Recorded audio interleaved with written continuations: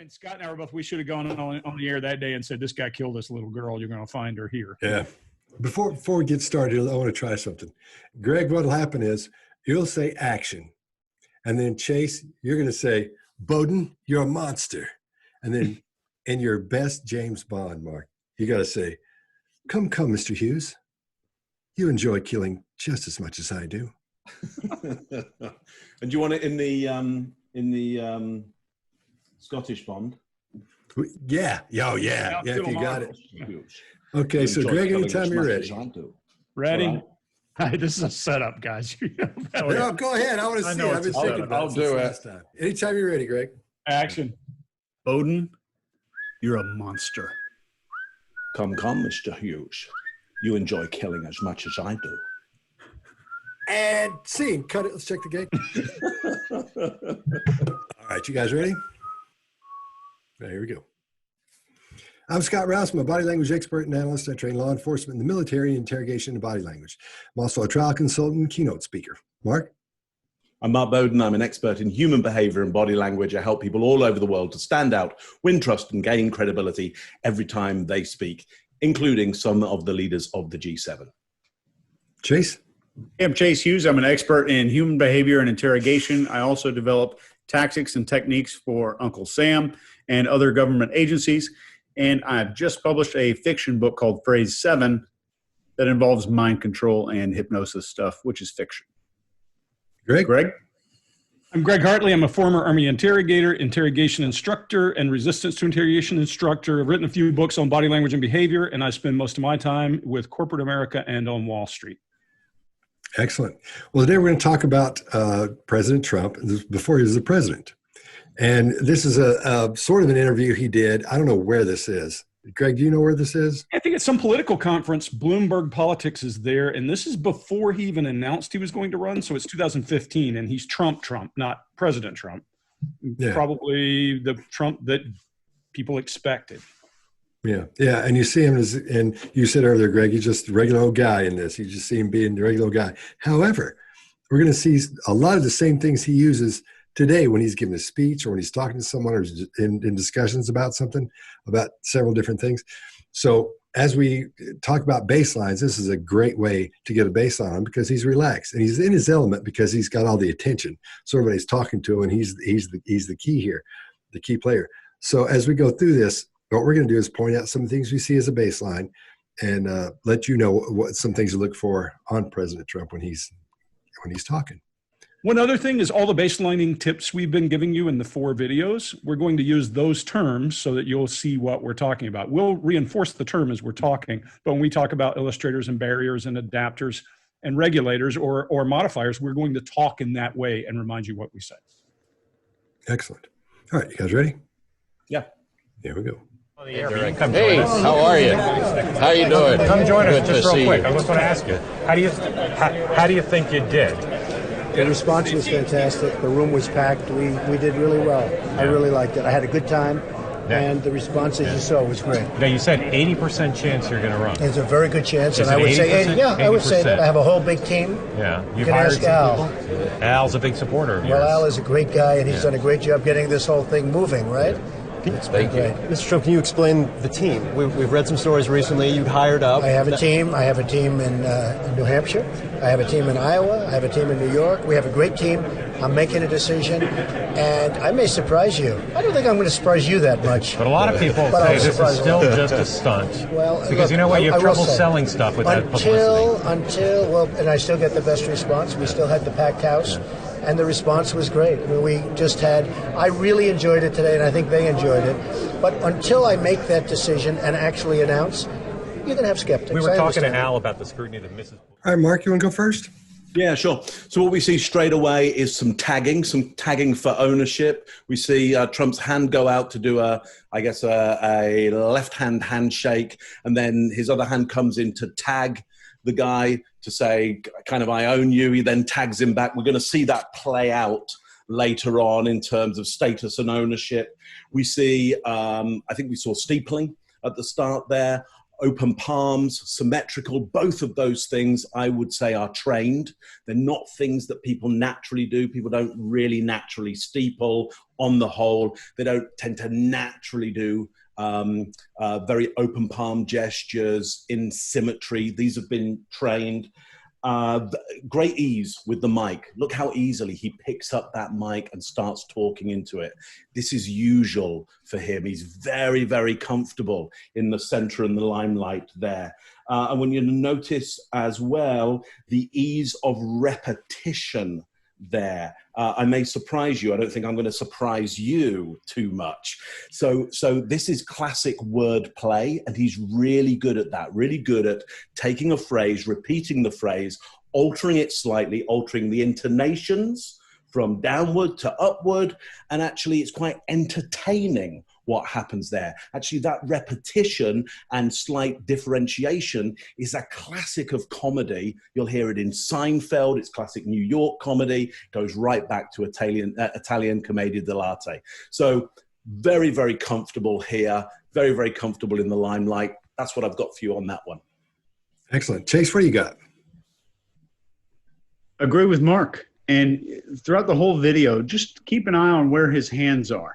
I watched this long-haired British guy do a TED Talk on this one time. And he talks about this, keeping your hands open, keeping the hands symmetrical, exposing the soft belly, which I thought was terrific. And that just that one body language gesture alone in communication is a game changer. I watched Mark do the keynote live. I watched him demonstrate that with everybody. It was a fascinating difference to see. He starts off with the undersided handshake, which he's famous for. Kind of goes in on the underside. And sometimes, you hear people say this is a submissive thing. I disagree. I don't think there's any merit to that. But he does the Trump handshake where he does the underside grip and then he tries to pull you out of your chair. So we're starting to see this normal behavior before his presidency. Goes right into steepling. One thing he does to start taking ownership right away is he steeples those fingers together and his elbows push out just a little bit, almost to where they're touching the guy's shoulder just to his right behind him. So he's taking up more space, becoming a bigger boy. All the gestures are symmetrical, like Mark said. He uses a lot of team pronouns. So we're seeing all the way back to his earlier interviews in the 1980s with Larry King. He is using a lot of information that's a lot of people do this. A lot of people like this. Many people accept this fact. So he's doing a whole lot of socializing. So if I want to persuade a person that uses that type of language, that's the type of language I'm going to use. That's how I'm going to sell the product. We see a lot of that there. But we also see his left hand tilt away when he talks about something negative here in just a minute. But right here, he's saying we got teams in other places. He's using his right hand to talk about positive things, and we'll keep an eye on which hand does what throughout the rest of these videos. Scott? At the top when he walks in, it's almost he goes into that steepling so quickly. I think it's just a thing. Mark, you'll probably be able to speak about that, but it just goes right into it naturally, and it looks kind of odd for some reason. I don't know why, but it's one of those things where he just goes into it automatically. I guess he's used to doing that. This is the first time. There's a thing he does that I call the 3.5.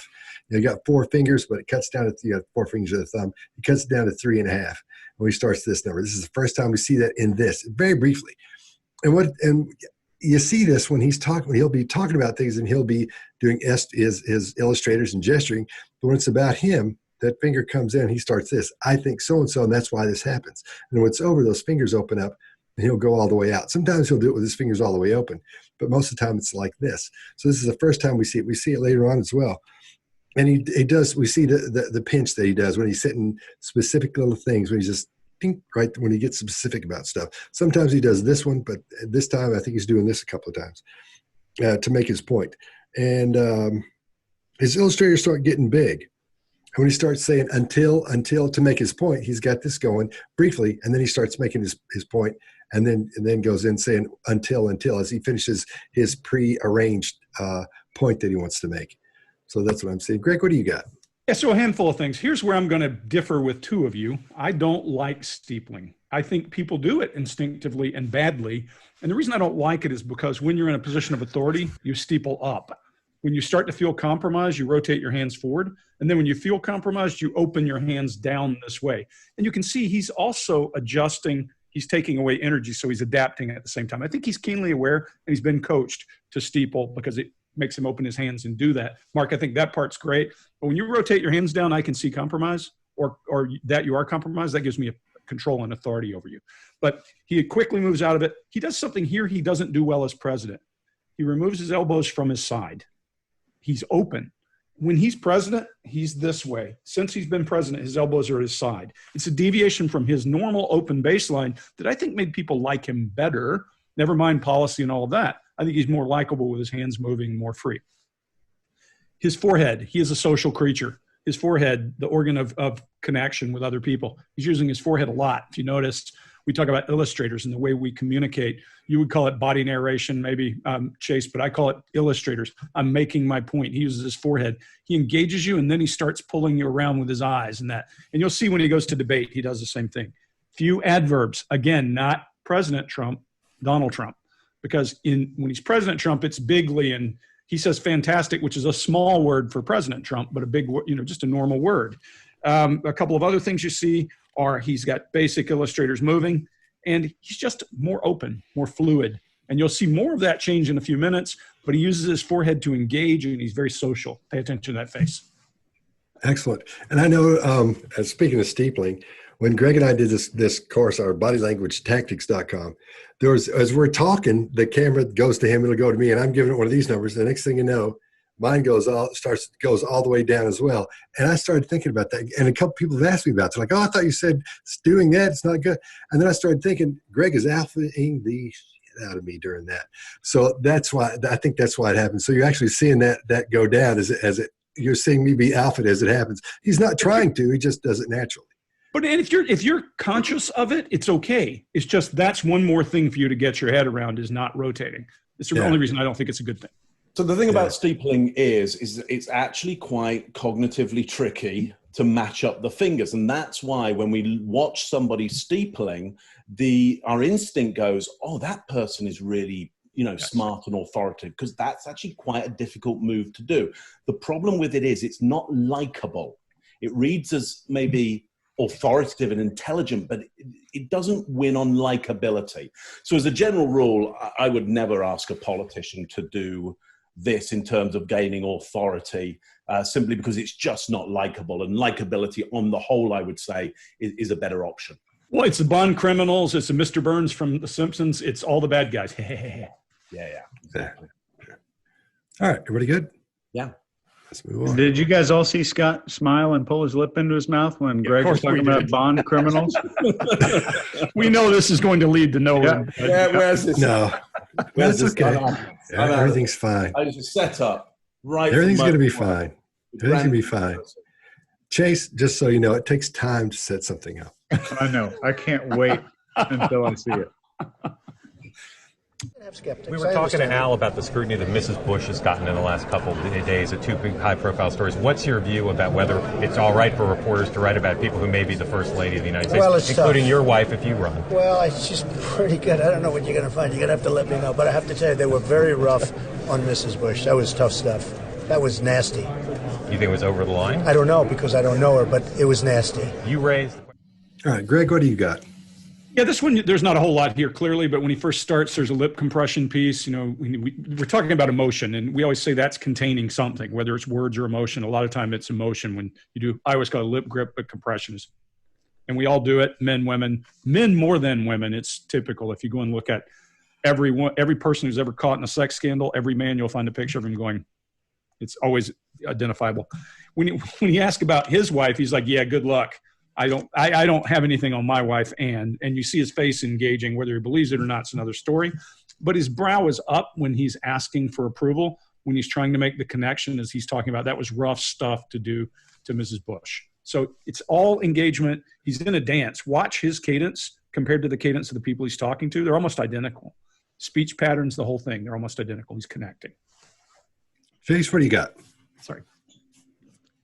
We can see his left hand come into motion here too when he's talking about how nasty and forget the word that he uses here. I think it was nasty. He's using the left hand. So we're starting to see is a positive on the right, a negative on his left hand, which goes back to another way that we can influence him. I won't do a recap here, but that's called gestural hemispheric tendency. We saw that lip compression, which I teach, that means withheld opinions or withholding. And I think he is withholding some kind of opinion about what happened to her here. And that's a masterclass example of the subject being exposed by another person. So he hears a few words and the body instantly reacts to it. And that's a perfect textbook example of what lip compression looks like. If you're in sales and you start mentioning the terms of the contract and you see lip compression, that's the objection you're going to have when you try to close the sale. So that's really important to start looking for that in everyday life, just to take a look at lip compression. One thing that really stood out to me was that when he said Mrs. Bush and what they did to her, he pointed at himself. That was really nasty what they did to her. And he's pointing at himself, which I thought maybe a little foreshadowing in the way back of his mind. He knows that's coming. I know he knows it's coming. We all do. Mark, what do you got? Mark? Yeah, lovely. I'm just going to pick up on one thing, which for me shows training, which is he's got the mic in one hand, his other hand is still up in what I would call the truth plane. Normally, when somebody gets a mic in their hand, the resonance for them is kind of a TV interviewer or stand-up comedy, and one hand begins to hang, and it just kind of reposes there.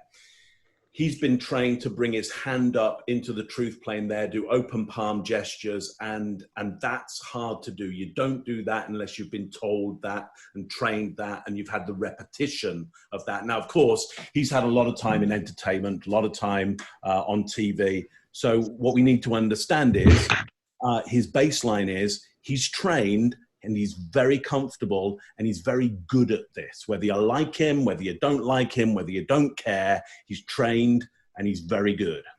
And negotiates every contract in his construction business personally, down to air conditioning.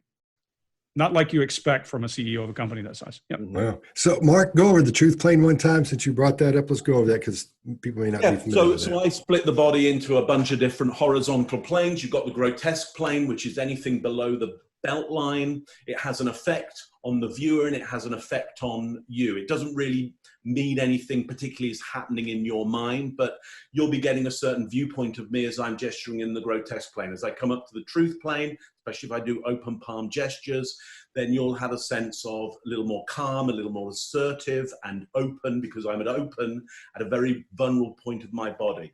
When I go into the grotesque plane, my center of gravity drops. I go into rest or fight or flight. Up here, chest height, that's the passion plane, heart rate, breathing rate go up. You see, I get a bit more energetic, more upward inflection. I could keep on going up, but we've got closure and disclosure, thought, and then we've got the ecstatic up here as well. Now, again, in terms of reading body language, we're not looking to read somebody for, are they telling the truth? Are they ecstatic right now? It's more about how they'll influence and persuade others by adopting these different gesture planes on purpose or unconsciously and get a certain effect from the audience. So quick run through there of those gesture planes. I will say, I saw Mark do that keynote there here in Virginia. And I think 3 weeks later, and granted, Mark does a 1 hour keynote on this thing. And I sat there, he invited me as his guest. I sat there and watched the whole thing. I was just kind of mesmerized. 2 weeks later, I go teach a course. And I'm like, I'm going to do the truth plane. My courses are nine hours in a day, 1 day. So I do the truth plane for a whole day. And at the end of the night, I could barely pick up a beer. I had we know better than that, Chase. I had muscle failure just about. But my biceps hurt at the end of the day. But it was very effective. I noticed a distinguishable difference in the audience there doing that. Yeah, it works for sure. What I'm seeing is, and Chase, I'm going to go against a little bit what you said, because I think what we're seeing is he's pointing toward himself. His lip grip, or his stress mouth, which I call it, he doesn't like that happened to her. And he sees that as an emotional thing. He tries not to show emotion. So when he's doing this and he's pointing to himself, when I paid attention, I saw that when he talks about things that bother him, when I think so-and-so, that's what's going to happen, he'll do this. So he's bringing it toward himself. That's what I picked up on it. That's the way I read that. So when he talks about problems or situations or specific things, when he points to himself, that's something he's thinking in there. He's thinking me about that. That was nasty. What they did to her was nasty. So he just does it once and then comes out. But that's what I took from there. I think we're in agreement. I think we're in agreement on that.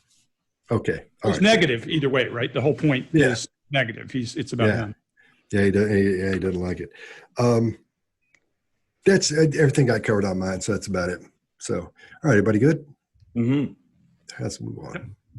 I don't know because I don't know her, but it was nasty. You raised the question of Jeffrey Epstein in your remarks about in the Q&A. Well, I think he's got a problem. I mean, what do you think the problem will be? I don't know, but that island was really a cesspool. There's no question about it. Just ask Prince Andrew.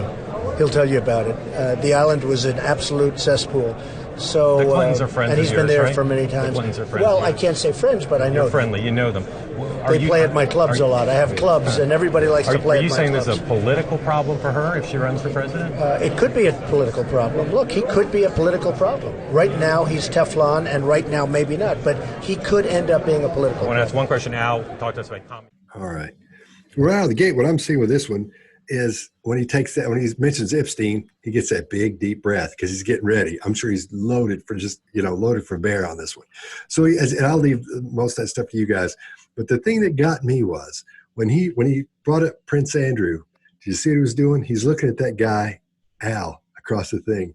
And his eyebrows go up and they come in like, dude, we know what's happening there. Almost like they're trading a shits and giggles joke there or something they both know that nobody else knows. That's when I said, holy smoke, something's up there. Because when he says Prince Andrew, and he looks, it just dead eyes that guy, and he does that little smile, and he goes into a complete Duchesne smile. It's small, but it's there. It's complete. Everything you look for in that is there, and it lasts for a second. So that's the one that I saw that I thought was awesome. Yeah. So that's all. I just want to make sure and point that out. Greg, what do you got? Yeah, I think it's even bigger. I think when I see it starts with amusement, but then it erupts to a full-blown Duchesne smile, and his face almost lights up. It goes to the center of his face. He's got eye contact. And I think he's actually saying more than those two people know that Prince Andrew knows some things that he shouldn't know. And I think if I'm Prince Andrew and I see this, I'm like, why didn't I buy that video and destroy that? Because this doesn't look good for him. His brow rises, his eyes smirk. He stops for a second when they ask about Epstein. His hand stops illustrating. And I'm sure he's thinking, what's the next question? But when the question comes back, he starts then to use, to your point, Chase, his positive hand to illustrate again, because it's not about him. It's about somebody else. He's doing that request for approval a little bit as he's trying to fish out the guy across the room from him to get him engaged. We use our brow to fish out cooperation or recognition. And he's doing that as he pulls his brow up, looking to see. Guaranteed the other guy's brow rose too. We couldn't see it. And then his goes back to some kind of normal. That's what I had. Excellent. Chase, what do you got? So with that eyebrow flash, if you're watching this right now, nobody's looking at you except for us. Go ahead and try to make an angry facial expression. What does it do to your eyebrows? It pulls them down and together. And as primates, when we do the opposite of anger, that's how we gain agreement with other primates. We'll naturally do the opposite of it. And if you want to try this as an experiment, the next time you're at Starbucks or you're getting your groceries or something, raise your eyebrows and do what's called the eyebrow flash at the cashier or whoever as you're introducing yourself. And about 85 to 90% of people will return the eyebrow flash with no memory that they did it or no awareness that they returned it at all. So that's just a fun trick you can play. You do it every time you see somebody you know, every time. Yeah, absolutely. So one thing I noticed here that I thought was very noteworthy, that this is the only time that anyone who's been photographed with Epstein hasn't distanced or softened the severity of what was going on. He very openly calls it a cesspool, and Trump is... For you guys that don't know, a lot of people don't know this, but Trump loves adverbs and adjectives. I think everybody knows that. Bigly. Bigly. Yeah, it was a bigly a cesspool. But he loves to repeat those words. Whenever he thinks he's got a good little hook that just kind of came out randomly, he'll do it 3 or 4 more times. But I thought that was remarkable that he didn't soften the severity of it. He didn't say, well, it's a interesting place down there. It's really bad, or they've got some stuff going on down there. And people who are guilty, just as a quick tip, tend to soften that. Instead of saying murder, they'll say hurt. Instead of saying steal, they'll say take. Instead of saying sexually assault, they'll say interfere with. So we'll hear a lot of those softening things with guilty people. And I thought that was remarkable to hear that. Mark, what do you got? Yeah, so utter delight. He's delighted that this whole subject comes up. I think that's what we see there, Scott, for sure, is that big intake is like, I'm going to need a lot of oxygen for this because I got a lot of stuff in my brain that I need to get out around this. So, and I think it's worth noticing, often people do talk about these in-breaths or sniffs that he does. Again, that's normal for him. People put it down to anything from a deviated septum to drugs, depending on, where their bias is. But ultimately, what we do know is that those long intakes or short ones are a classic for him. One extra thing, because I concur with everything that's said there, especially that Duchenne smile and that twinkle in his eye as that comes up, pure delight, is his ability to say the exact opposite of his opening statement close on. So right now it may be a problem and right now it may not. It's a great example. Right now it may be a problem and right now it may not. It's a brilliant ability already as a politician to be able to say the exact opposite in the same sentence as you say the pro statement. So again, watch out for that, because that is not abnormal for him to be able to argue with himself in the same sentence. And it's useful in politics when you're having to try and serve everybody. Excellent. That's my only problem. I wouldn't Bringing in want him one to more do guy. better. Well, can I ask a Joe, question? come on in. Mr. Trump. Oh, look who he is. Look who he is. Ask Joe a question. You play reporter for just a second, because we're making this. Joe's not allowed to be on your show. Yeah, he is. He was already on. He's already been on. I've got his vote. I've got his Play vote. journalist. Ask him a question. How many years are you going to renew for? And will you take Sleepy Eyes Chuck Todd's place on Meet the Press?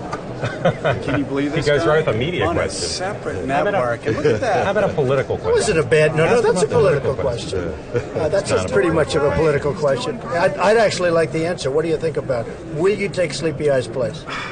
You see, he just keeps coming at you. He's doing That's really a well. digital People want to hear. Well, I think he should. I think he does a great job, Al.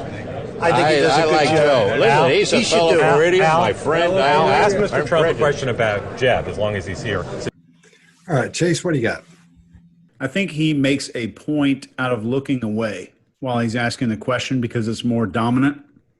While he's asking this question to this guy, look who he is instead of look who we've got here. Look who he is. Speaking to the guy's status, I have no clue who that guy is in the hipster shirt. So we go into this conversation here, and we see him go through this a few times. And he sees the guy try to dodge the question. So to reassert his control of the situation, he'll pop the question right back in the guy's face, and the guy just tries to dodge it again.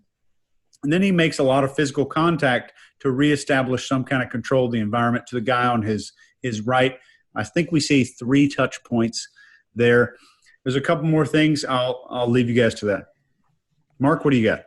Yeah, so I think there's some height dominance from the new entry coming in. First of all, Trump tries to block him out. He turns away from him. He says, look who he is. As you rightly say, it's pretty amazing, that construction of that sentence or idea. He turns away, doesn't stop the guy coming in. So now, yes, he gives him a question, but takes his eye contact away, because I think he doesn't like the confrontation at this point, because he's seen the height dominance. I have to say, Trump's a pretty big guy, actually. So this other guy must be massive. So, and then there's a lip compressed smile that, I don't know whether I can do it, but it's not quite right, but it's close. When he then does get eye contact and delivers the question to him.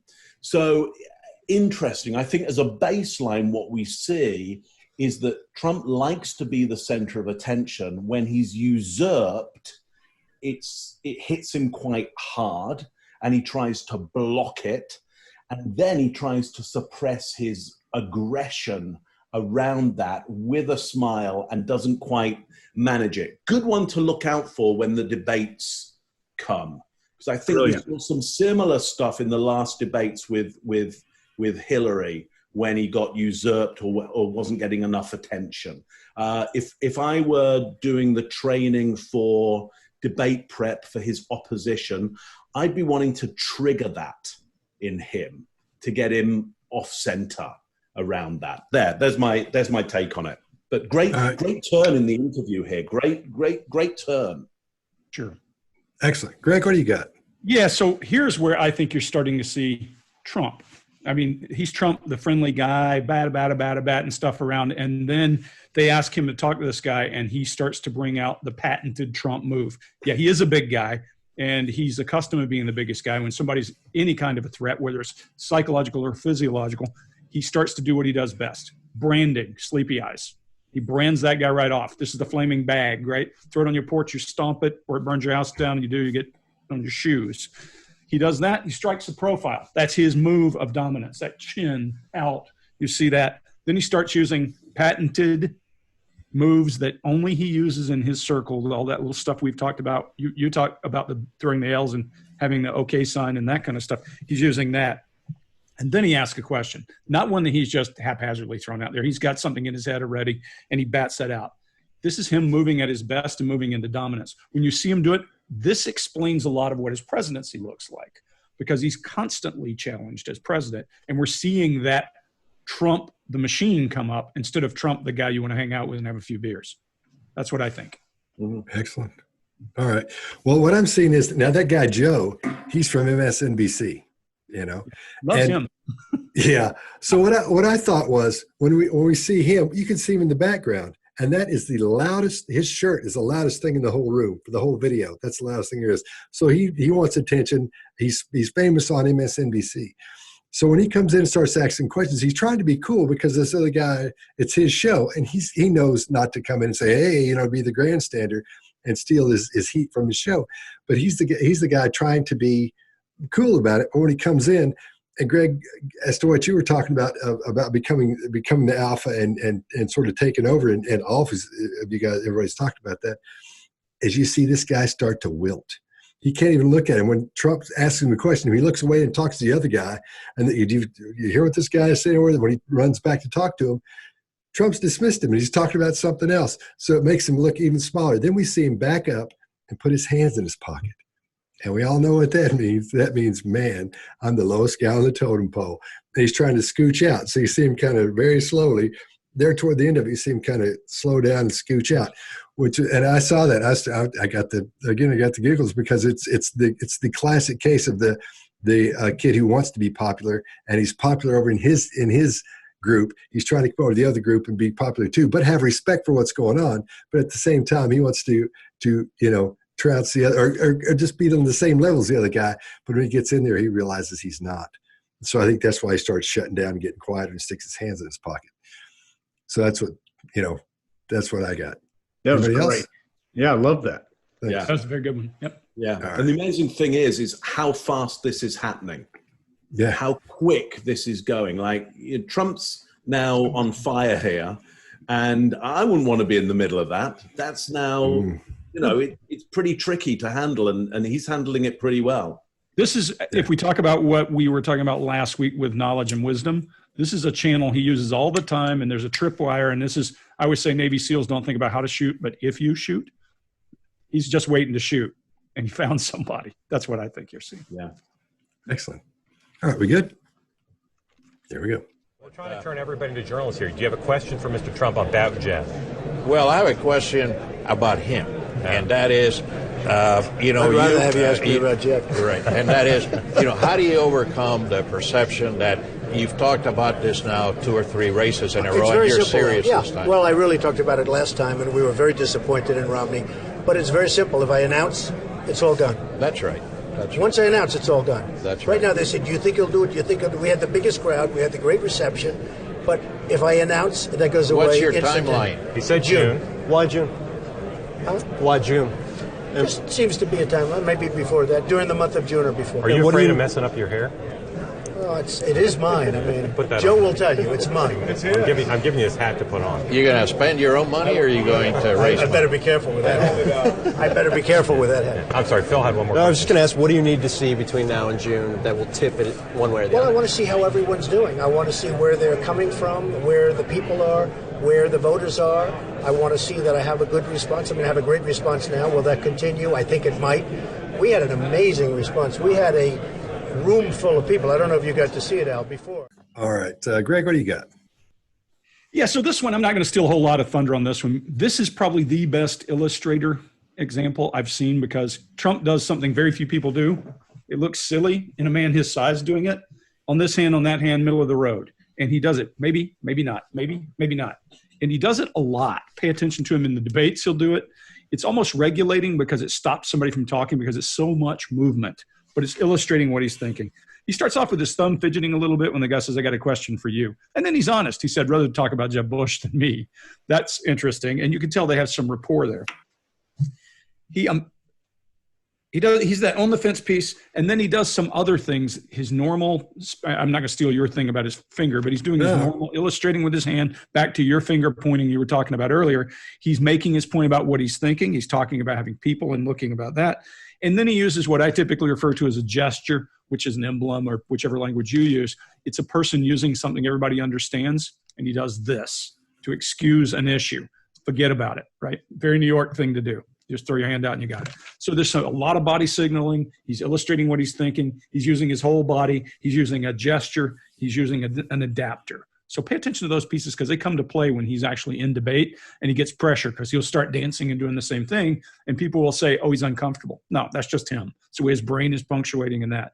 As he's aged and he's heavier, he may not do as much of it this time. We'll see. Excellent. And to your point of the 3.5, he does it again. If you'll notice, he does it when he's talking about him. What I think, to me, those kind of things. So his gestures are getting kind of big here too. So when they're starting to get up into the passion plane mark. And as he's doing that, but every time he talks about himself, he brings it in. He's got that finger pointing toward him. So again, that's the main thing to point out to me. And there's other things, but I don't want to grab them all. Mark, what do you got? Yeah, the thing that most interests me is this ownership piece that's going on and playing out between the guy who's closest to him. He says, put on this hat. So that's a clear ownership signal. Wear something that I've told you to wear. You know, he looks at it. I'm not quite sure what's written on there, but regardless of that, he hangs on to it and he sticks it underneath his armpit. Basically goes, okay, that goes there in a sweaty, smelly part of the body there. And I'm hanging on to that now. And then he taps the guy on top and the back of the shoulder. Again, does a suppressive gesture to say, I'm the person in control here. I got the hat. You're not getting that back now. And now what we're going to see is those other two parties around him, we really see them start to back off now.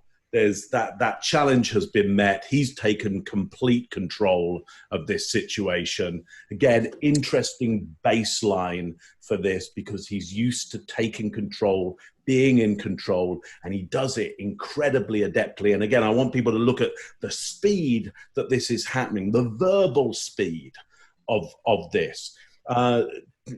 The baseline is Trump's mind at this point moves very, very fast, and he has some very fast techniques of turning phrases around, jumping in, controlling the conversation. Quite formidable. Excellent. Chase, what do you got? In here, to tribute to Greg here, we see his eye accessing home, and I went back to his 1987 Larry King interview, and then to his 1998 interview with BBC Hard Talk. And we see a complete match in his home here. So when you're watching the debates, let's look where it moves. But there's one to be on cue and ready to rock all the time. Even when he has difficult questions, we don't see a lot of accessing where it moves a lot, but they move from here to about here. So that's where his eyes move. And when he has emotional recall, during the BBC Hard Talk interview, we see down and right, especially when he's talking about when he first met Melania on another Larry King episode. And they're talking about their relationship building. So we see that come up here. I think one thing to take note of here is that he does make an attempt to make eye contact with everyone in the conversation so that everyone is feeling involved. And someone with a different bias might say, oh, well, he's trying to dominate everybody. I genuinely think he's trying to involve everyone in the conversation. And we see a lot of confidence here. But what we see from the beginning, just this one video, from the beginning to the end, we start to see that 3.5, as Scott dubbed it. We see it about 60 to 80% of the time when he's lacking a little bit of confidence or he's not really sure about what he's saying. And anytime a finger curls in towards the palm, I call this digital flexion. The fingers are kind of retracting a little bit. I think that's his version of digital flexion, where that finger's kind of coming in. I do think there's a lot of merit to it pointing towards itself as well. And that's all I got, other than the socializing statements, him saying thousands of people are in the room. You'll hear him do that every speech, no matter what video you click on YouTube. Yeah. And as far and what you're talking about, where he's looking people in the eye, I call that wrangling. When you wrangle your group, because you're making sure everybody's in there, you're sort of keeping them together. I just call that wrangling. One other thing that I didn't mention here, you talk about wrangling and getting eye contact and all that. There's a clear channel. When this other guy asks the question, I don't know who the guy is, but when he asks the question, air goes open between them. If you notice, the room changes. The guys are not as juggling around and doing all that stuff, and it turns into a conversation. It's clear that there's clear air between the two of them. And then he makes a joke when the guy says, hey, what, the hat thing? He says, here, will this mess up your hair? He's making some kind of a jab at him, and he quickly says, it's mine, and puts the thing under his arm. Only two things I noticed. All right. Everybody good? Yeah. Mr. Trump, thank you. You're going to surprise a lot of people if you run. Not me, I think that I will surprise a lot of people, and I think if I did run and if I did win, I would be able to make America great again. Hey, one last question. What does your sister think about you running? Well, I have a sister who's a federal judge who's a fantastic woman. She'd be 100% in favor. Mr. Trump, thank you. Good to see you. All right. Don't wear that hat out in the rain. Okay, Mark, why don't you go first? And you got that handshaking thing all over. Yeah, you. so, it's great to see the classic, isn't it? And it's great to see that classic handshake here. It's not something that he invented just for for meeting other world leaders. He's been doing it a long time. What's interesting is that battle for power that started quite early on in this interview plays out at the end, where he offers out the hand, gives the opponent the upper hand, okay? So unbalances them slightly there, and then pulls right in there to get them off balance. It's a classic. Always good to see it. Wouldn't want to be on the other side of it, though there are some countermeasures that you can play if you know it's coming. Classic Trump. There's the guy next to him in the dark suit, dark hair, does a little tongue out at one point. I'd be interested to go back and kind of work out what he's talking about there, but bit off there on Trump's baseline. Great to see the handshake. Well, listen, go over the part where if somebody trumps you in that handshake and pulls you. Talk about that, Mark. Talk about what you have to do. And I have actually trained another world leader in how to tackle this particular move. So you've got to know that it's most likely to happen. So you've already worked out Trump is most likely to grab my hand and pull it in. What you do is you come in hot. You come in really fast and you extend your full hand and you lock out the arm, which means you've got a lot of energy coming in there, and it's not going to get shock absorbed by your arm or wrist being able to move.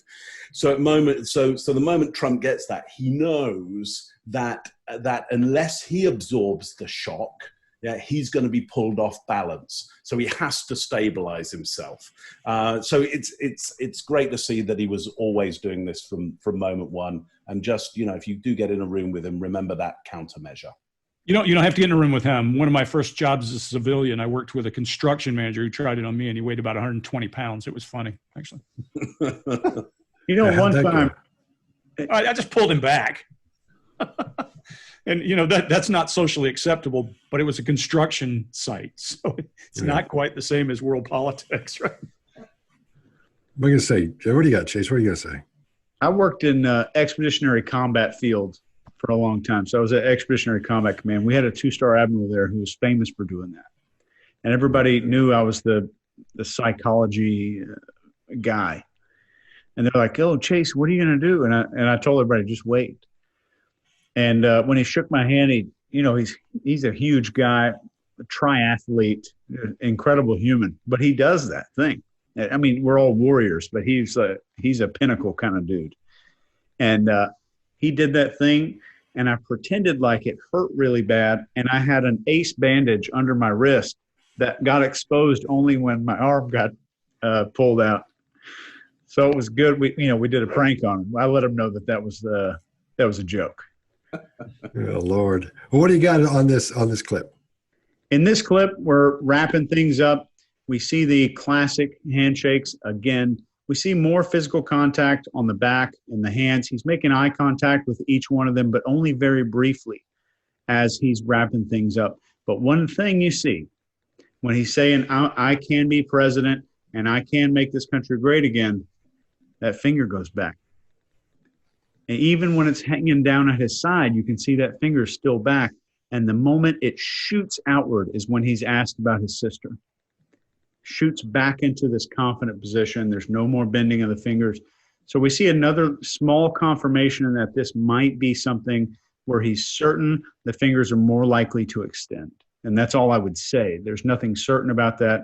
Maybe call it a rule of thumb, or you can call it a rule of index finger, whichever you like.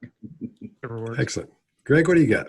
Yeah, so here's Trump he's starting to tell you he's going to be a great president. If you watch him, even when his finger's back, he's doing a modified baton as he's pointing down, if I were president. And then when you get to his sister, to your point, Chase, he goes big, because that's association. My sister's a federal judge and a great one. Now he's got to make that point that she's great because he's building this box. And he starts lots of illustrators, and those illustrators all saying, listen, listen, listen, listen. And then he starts his slogan, if I were, I'd make America great again. He knows exactly what he's doing, and he's starting to tell you already what a good president he's going to be. Excellent. Well, that covers everything I was going to cover as well. So, all right. So everybody's good? Yeah. Good. All good? Excellent. All right. Well, there's that one. It's in the can, and I'll see you guys on the next one.